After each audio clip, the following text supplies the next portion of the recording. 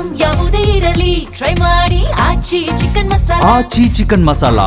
Artificial intelligence ಯುಗದಲ್ಲೂ ಕೂಡ mobile use ಮಾಡಬಾರ್ದು ಅಂದ್ರೆ ಹೇಗೆ ಅನ್ನೋದನ್ನ ಬಹುತೇಕರು ಪ್ರಶ್ನೆ ಮಾಡ್ತಿದ್ದಾರೆ. ಪೋಷಕರನ್ನ ಬಿಡಿ, ಖಾಸಗಿ ಶಾಲೆಯವರಿಂದಲೇ ಈ ರೀತಿ ಮಿಶ್ರ ಪ್ರತಿಕ್ರಿಯೆ ವ್ಯಕ್ತವಾಗ್ತಾ ಇದೆ. ಕಂಪ್ಲೀಟ್ ಆಗಿ ಮೊಬೈಲ್ ಬ್ಯಾನ್ ಮಾಡದೇ ಇದ್ರೂ ಕೂಡ ಒಂದಷ್ಟು ಗೈಡ್ಲೈನ್ಸ್ ಅನ್ನ ಹೊರಡಿಸಿ ಹೀಗೆ ಯೂಸ್ ಮಾಡಬೇಕು ಮೊಬೈಲ್ ಅನ್ನ ಅನ್ನೋದ್ರ ಬಗ್ಗೆ ಒಂದಷ್ಟು ಗೈಡ್ಲೈನ್ಸ್ ಅನ್ನ ರಿಲೀಸ್ ಮಾಡಿದ್ರೆ ಓಕೆ, ಆದ್ರೆ ಕಂಪ್ಲೀಟ್ ಆಗಿ ಮೊಬೈಲ್ ಬ್ಯಾನ್ ಅನ್ನುವಂತಹ ವಿಚಾರವನ್ನ ಒಪ್ಪಿಕೊಳ್ಳುವ ಪರಿಸ್ಥಿತಿ ನಮ್ಮಲ್ಲಿ ಇಲ್ಲ ಅಂತ ಖಾಸಗಿ ಶಾಲೆಯವರು ಹೇಳ್ತಿದ್ದಾರಂತೆ. ಹಾಗಾಗಿ ಇದೆಲ್ಲವನ್ನ ಕೂಡ ಪರಿಗಣಿಸಿ ಸರ್ಕಾರ ಯಾವ ನಿರ್ಧಾರಕ್ಕೆ ಬರುತ್ತೆ ಅನ್ನೋದು ಕೂಡ ವೆರಿ ಇಂಪಾರ್ಟೆಂಟ್. ಬಟ್ ಇದ್ರ ಬಗ್ಗೆ ಇವತ್ತು ಸುದೀರ್ಘವಾಗಿ ಚರ್ಚೆ ಮಾಡೋಣ. ನಮ್ಮ ಜೊತೆಗೆ ಎಕ್ಸ್ಪರ್ಟ್ಸ್ ಕೂಡ ಜಾಯಿನ್ ಆಗಿದ್ದಾರೆ, ಅವ್ರನ್ನ ವೆಲ್ಕಮ್ ಮಾಡ್ಕೊಳ್ಳೋಣ. ಪ್ರಮುಖವಾಗಿ ಪೋಷಕರ ಸಂಘಟನೆಯ ರಾಜ್ಯಾಧ್ಯಕ್ಷರು ಆದಂತಹ ಯೋಗಾನಂದ್ ಸರ್ ಇದ್ದಾರೆ. ಸರ್ ನಮಸ್ತೆ, ಕಾರ್ಯಕ್ರಮಕ್ಕೆ ಆತ್ಮೀಯ ಸ್ವಾಗತ. ಹಿರಿಯ ಮನೋವೈದ್ಯರು ಆದಂತಹ ನಯನಾ ಪ್ರಸಾದ್ ಅವರಿದ್ದಾರೆ. ನಯನಾ ಮೇಡಮ್ ನಮಸ್ತೆ, ಕಾರ್ಯಕ್ರಮಕ್ಕೆ ಆತ್ಮೀಯ ಸ್ವಾಗತ. ಓಕೆ, ಇನ್ನಿಬ್ರು ಎಕ್ಸ್ಪರ್ಟ್ಸ್ ಕೂಡ ಕೆಲ ಕ್ಷಣಗಳಲ್ಲಿ ಜಾಯಿನ್ ಆಗ್ತಿದ್ದಾರೆ. ಅವರ ಒಪಿನಿಯನ್ ಅನ್ನ ಕೂಡ ಪಡೆದುಕೊಳ್ಳೋಣ. ನೇರವಾಗಿ ಯೋಗಾನಂದ್ ಸರ್ ಹತ್ರ ಹೋಗ್ಬಿಡ್ತೀನಿ. ಸರ್, ಓವರ್ ಆಲ್ ಪೋಷಕರ ಪರಿಸ್ಥಿತಿ ಹೆಂಗಿದೆ ಕಂಪ್ಲೀಟ್ ಆಗಿ ಮೊಬೈಲ್ ಬ್ಯಾನ್ ಅನ್ನುವಂತಹ ವಿಚಾರ ತಿಳಿದಂಗೆ ಅಂತ? ಈಗ ನಮ್ಮ ರಾಜ್ಯದಲ್ಲಿ ಯಾವಾಗ ಕೋವಿಡಲ್ಲಿ ಆನ್ಲೈನ್ ಎಜುಕೇಷನ್ ಬೇಕಾ ಬೇಡವಾ ಅನ್ನೋ ವ್ಯಾಪಕವಾಗಿ ಚರ್ಚೆ ನಡೆದಾಗ ನಾವು ಆರಂಭದಲ್ಲಿ ಮಕ್ಕಳ ಕೈಗೆ ಮೊಬೈಲ್ ಕೊಡೋದ್ರ ದುಷ್ಪರಿಣಾಮಗಳ ಬಗ್ಗೆ ಭಾಳ ವಿರೋಧ ಮಾಡಿದ್ವಿ. ಮತ್ತು ನಮಗೆ ಆನ್ಲೈನ್ ಎಜುಕೇಷನ್ನು ಎಷ್ಟು ಮಟ್ಟಿಗೆ ನಮ್ಮ ಮಕ್ಕಳ ತಲೆ ಒಳಗಡೆ ಹೋಗುತ್ತೆ ಅನ್ನೋ ಪ್ರಶ್ನೆನೂ ಕೂಡ ಇತ್ತು.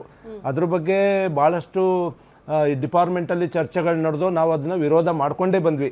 ಕೊನೆಗೂ ಕೂಡ ಅನಿವಾರ್ಯವಾಗಿ ಆನ್ಲೈನ್ ಶಿಕ್ಷಣವನ್ನು ಕೊಡಬೇಕು ಅನ್ನೋ ತೀರ್ಮಾನವನ್ನು ಯಾವಾಗ ಕರ್ನಾಟಕ ಸರ್ಕಾರ 21ರಲ್ಲಿ ತಗೋತೋ ಅಲ್ಲಿಂದ ವ್ಯಾಪಕವಾಗಿ ಎಲ್ಲ ಮಕ್ಕಳ ಕೈಗೆ ಅನಾಯಾಸವಾಗಿ ಮೊಬೈಲ್ಗಳು ಸಿಕ್ಬಿಟ್ಟು, ಈಗ ಒಂದು ಮನೆಯಲ್ಲಿ 3 ಜನ ಮಕ್ಕಳಿದ್ದಾರೆ ಅಂದರೆ ಒಂದೇ ಟೈಮಲ್ಲಿ 3 ಮಕ್ಕಳಿಗೂ ತರಗತಿಗಳು ನಡೀತಾ ಇದ್ದವು. 3 ಮೊಬೈಲನ್ನು ಅನಿವಾರ್ಯವಾಗಿ ಕೊಡಿಸೋವಂಥ ಒಂದು ಕಠಿಣ ಪರಿಸ್ಥಿತಿಗೆ ತಂದಿಟ್ಟಿದ್ದು ಅವತ್ತಿನ ರಾಜ್ಯ ಸರ್ಕಾರ.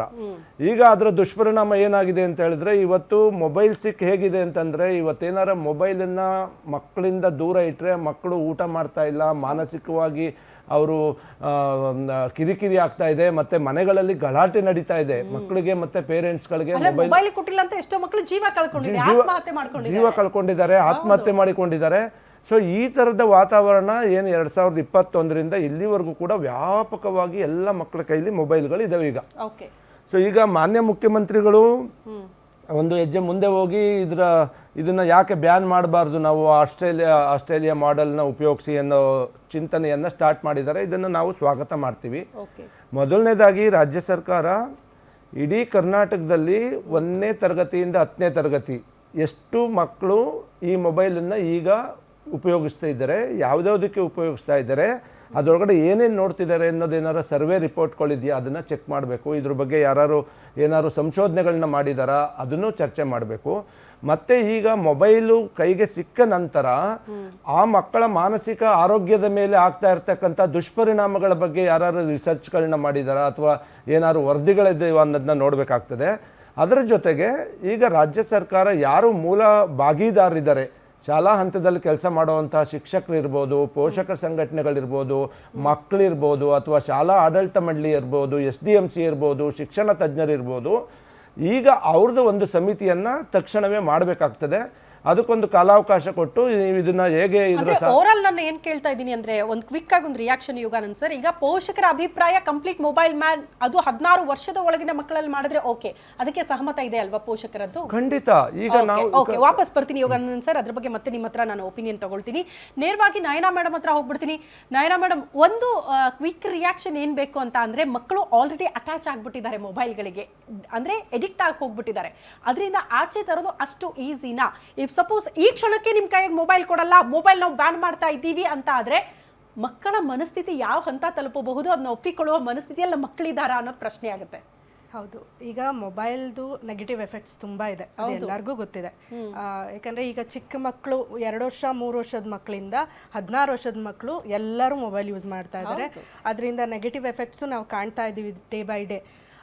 ನಾವು ಈಗ ಅವ್ರು ಹೆಂಗೆ ರಿಯಾಕ್ಟ್ ಮಾಡ್ತಾರೆ ಅನ್ನೋದಕ್ಕಿಂತ ಅವರ ಮನಸ್ಥಿತಿ ಹೇಗಿರುತ್ತೆ ನಾರ್ಮಲ್ ಆಗಿ ಅಂತ ನಾನು ಹೇಳ್ತೀನಿ. So that you will come to know ಹೆಂಗೆ ಅದರಿಂದ ಪ್ರಾಬ್ಲಮ್ ಆಗುತ್ತಾ ಆಗಲ್ಲ ಅನ್ನೋದು ಗೊತ್ತಾಗುತ್ತೆ. ಈಗ ಮಕ್ಕಳು ಬ್ರೈನಲ್ಲಿ ಆಲ್ಫಾ ವೇವ್ಸು ಬೀಟಾ ವೇವ್ಸ್ ಅಂತ ಎಮಿಟ್ ಆಗ್ತಾ ಇರುತ್ತೆ, ಅದರಲ್ಲಿ ಜಾಸ್ತಿ ಆ್ಯಕ್ಟಿವ್ ಆಗಿರುತ್ತೆ ಮೊಬೈಲ್. ಅಂದರೆ ಅವ್ರ ಬ್ರೈನಲ್ಲಿ. ಸೊ ಇವರಲ್ಲಿ ಲರ್ನಿಂಗ್ ಕೆಪಾಸಿಟಿ ಜಾಸ್ತಿ ಇರುತ್ತೆ. ಈ ಲರ್ನಿಂಗ್ ಕೆಪಾಸಿಟಿ ಜಾಸ್ತಿ ಇರೋದ್ರಿಂದ ಮೊಬೈಲಲ್ಲೇ ಅವರು ಯಾವಾಗಲೂ ಇದ್ದಾಗ ಅವರಲ್ಲಿ ಬರೀ ರಾಂಗ್ ಇನ್ಫಾರ್ಮೇಷನ್ಸ್ ತಗೊಳ್ಳೋ ಸಾಧ್ಯತೆ ಇರುತ್ತೆ. ಆಮೇಲೆ ಇಂಟ್ರೆಸ್ಟಿಂಗ್ ಫ್ಯಾಕ್ಟ್ಸ್ಗಳನ್ನು ಇದರಲ್ಲಿ ಸೋಷಿಯಲ್ ಮೀಡಿಯಾ ಅದರಲ್ಲೆಲ್ಲ ಜಾಸ್ತಿ ಅಟ್ಯಾಚ್ ಆಗ್ತಾ ಇರ್ತಾರೆ. ಈಗ ಒಂದೇ ಸತಿ ಅವರಿಗೆ ಅದರಿಂದ ಬಿಡಿಸ್ಕೊಳ್ಳಿ ಅಂತ ಹೇಳಿದಾಗ ಅವರಿಗೆ ಪ್ರಾಬ್ಲಮ್ ಶುರುವಾಗುತ್ತೆ, ಸ್ಟ್ರೆಸ್ ಜಾಸ್ತಿ ಆಗುತ್ತೆ ಆಲ್ರೆಡಿ. ಮತ್ತು ಅದರಲ್ಲೂ 16 ವರ್ಷದ ಮಕ್ಕಳನ್ನ ನಾವು ತಗೊಂಡ್ರೆ ಅವರಲ್ಲಿ ತುಂಬ ಹಾರ್ಮೋನಲ್ ಚೇಂಜಸ್ ಆಗ್ತಾ ಇರುತ್ತೆ. ಅಂದರೆ ಅವರು ಹೆಂಗಿರ್ತಾರೆ ಅಂದರೆ 15 to 16 ಅಬೌವ್ 13 years ಮಕ್ಕಳು ಹೆಂಗಿರ್ತಾರೆ ಅಂದರೆ ಅವ್ರಿಗೆ ರಾತ್ರಿ ಲೇಟಾಗಿ ಮಲಗಬೇಕು, ಬೆಳಗ್ಗೆ ಲೇಟಾಗಿ ಹೇಳ್ಬೇಕು, ಆಮೇಲೆ ತುಂಬ ಲೇಸಿನೆಸ್ ಆಗಿರ್ತಾರೆ. ನಾನು ಅದು ಮಾಡಲ್ಲ ಇದು ಮಾಡಲ್ಲ. 2 + 2 4 ಅಂದರೆ ಇಲ್ಲ 5 ಅಂತಾರೆ. ಅವರು ಎಲ್ಲ ಆಪೋಸಿಟ್ ಆಗಿ ಮಾತಾಡ್ತಾರೆ. ನೀವು ಹಿಂಗಂದ್ರೆ ಅವ್ರು ಹಂಗಂತಾರೆ. ಆ ರೀತಿಯಲ್ಲಿ ಮೆಂಟಾಲಿಟಿ ಅವ್ರಿರುತ್ತೆ. ಯಾಕೆ ಅಂದರೆ ಅದು ಅವ್ರು ತಪ್ಪಲ್ಲ, ಹಾರ್ಮೋನ್ಸ್ ಪ್ರಾಬ್ಲಮ್. ಯಾಕಂದರೆ ಆ ಟೈಮಲ್ಲಿ ಈಗ ಇತ್ತೀಚೆಗೆ ನಮ್ಮ ಫುಡ್ ಹ್ಯಾಬಿಟ್ಸ್ ಎಲ್ಲ ನೋಡಿದ್ರೆ ಅಬೋವ್ 7 years ಮಕ್ಕಳನ್ನ ನಾವು ಪ್ರೀ ಟೀನನ್ಸ್ ಅಂತ ಹೇಳ್ತೀವಿ. ಅಲ್ಲಿಂದ ಅವರ ಒಂದು ಬಾಡಿ ಡೆವಲಪ್ಮೆಂಟ್ ಶುರುವಾಗುತ್ತೆ. ಬಾಡಿ ಡೆವಲಪ್ಮೆಂಟ್ ಆಗ್ತಾ ಆಗ್ತಾ ಹಾರ್ಮೋನ್ಸ್ ಚೇಂಜಸ್ ಆಗ್ತಾ ಆಗ್ತಾ ಅಲ್ಲಿ ಸ್ಟ್ರೆಸ್ ಕ್ರಿಯೇಟ್ ಆಗ್ತಾ ಇರುತ್ತೆ ಆಲ್ರೆಡಿ ಬಾಡಿಯಲ್ಲಿ. ಅವರಿಗೆ ಸಾಲ್ಟಿ ಫುಡ್ ಐಟಮ್ಸ್ ತಿನ್ನಬೇಕು ಅನಿಸುತ್ತೆ. ಆಮೇಲೆ ತುಂಬ ಪ್ರೆಷರಿಗೆ ಒಳಗಾಗ್ತಾ ಇರ್ತಾರೆ. ಅವರಿಗೆ ಅವರ ಬ್ರೈನ್ ತುಂಬ ಸೆನ್ಸಿಟಿವ್ ಇರುತ್ತೆ ಯಾವುದಕ್ಕೆ, ಡೋಪಮೈನ್. ಅವ್ರಿಗೆ ಹಗಲೆಲ್ಲ ಡೋಪಮೈನ್ ಬೇಕು. ಡೋಪಮೈನ್ ಇಲ್ಲ ಅಂದರೆ ಅವರು ಫುಲ್ ಇಂಟ್ರೆಸ್ಟ್ ಕಳ್ಕೊತಾರೆ. ಆಗ ಮೊಬೈಲ್ ಕೊಟ್ಟರೆ ಕಂಪ್ಲೀಟ್ ಅವರು ಆ ಮೊಬೈಲ್ ಡೋಪಮೈನ್ಗೆ ಅಡಿಕ್ಟ್ ಆಗ್ತಾ ಹೋಗ್ತಾರೆ. ಕನೆಕ್ಷನ್ ಮಿಸ್ ಆಗುತ್ತೆ. ನೀವು ನೋಡಿರ್ಬೋದು ಆ 15 years 16 years ಮಕ್ಕಳು ಒಬ್ಬರೇ ಇರ್ತಾರೆ, ಬಾಗ್ಲು ಹಾಕ್ಕೊಂಡು ಒಬ್ಬರೇ ಮಾತಾಡ್ತಾರೆ. ಆಮೇಲೆ ಯಾರ ಜೊತೆನೂ ಮಿಂಗಲ್ ಆಗಲ್ಲ, ಯಾರ ಜೊತೆನೂ ಬೆರೆಯಕ್ಕೆ ಇಷ್ಟಪಡಲ್ಲ. ಎಲ್ಲವೂ ಕೂಡ ಮೊಬೈಲಿಂದ ಬೀರುವ ಪರಿಣಾಮಗಳು. ಹೌದು, ಬ್ಯಾಕ್ ಆನ್ಸರ್ ಇಲ್ಲ, ಮೊಬೈಲ್ ಪರಿಣಾಮ ಅಲ್ಲ, ಹಾರ್ಮೋನ್ಸ್ ಪ್ರಾಬ್ಲಮ್. ಈ ಹಾರ್ಮೋನ್ಸ್ ಪ್ರಾಬ್ಲಮ್ಗೆ ಈ ಮೊಬೈಲ್ ಏನ್ ಮಾಡ್ತಾ ಇದೆ, ಸಪೋರ್ಟ್ ಮಾಡ್ತಾ ಇದೆ, ಇನ್ನೂ ಜಾಸ್ತಿ ಮಾಡ್ತಾ ಇದೆ ಪ್ರಾಬ್ಲಮ್. ಆಲ್ರೆಡಿ ಅವ್ರಿಗೆ problem 16 years ವರ್ಗೂ 7 to 16 years very danger. ಆಗ ಈ ಮೊಬೈಲ್ ಏನ್ ಮಾಡ್ತಾ ಇದೆ, ಅವ್ರಿಗೆ ಸಪೋರ್ಟ್ ಮಾಡ್ತಾ ಇದೆ, ಇನ್ನೂ ಜಾಸ್ತಿ ಹದಗೆಡು ಪ್ರವೋಕ್ ಮಾಡ್ತಾ ಇದೆ ಅಂತ ಇನ್ನೊಂದ್ ಸ್ವಲ್ಪ ಅದನ್ನ. ನಿಮ್ಮೂರಿನಿಂದ ವಿಶ್ವ ಮಟ್ಟದವರೆಗೆ ರಾಜಕೀಯ, ಸಿನಿಮಾ, ಸ್ಪೋರ್ಟ್ಸ್ ಯಾವ ಸುದ್ದಿಯೂ ಮಿಸ್ ಆಗಲ್ಲ. ಬರೀ ಸುದ್ದಿ ಅಷ್ಟೇ ಅಲ್ಲ, ಜೊತೆಯಲ್ಲೇ ಇರುತ್ತೆ ವಿಶ್ಲೇಷಣೆ. ಗ್ಯಾರಂಟಿ ನ್ಯೂಸ್ ನ ಸಬ್ಸ್ಕ್ರೈಬ್ ಮಾಡಿ, ಫಾಲೋ ಮಾಡಿ, ಕ್ಷಣ ಕ್ಷಣದ ಅಪ್ಡೇಟ್ಸ್ ಪಡೆಯಿರಿ.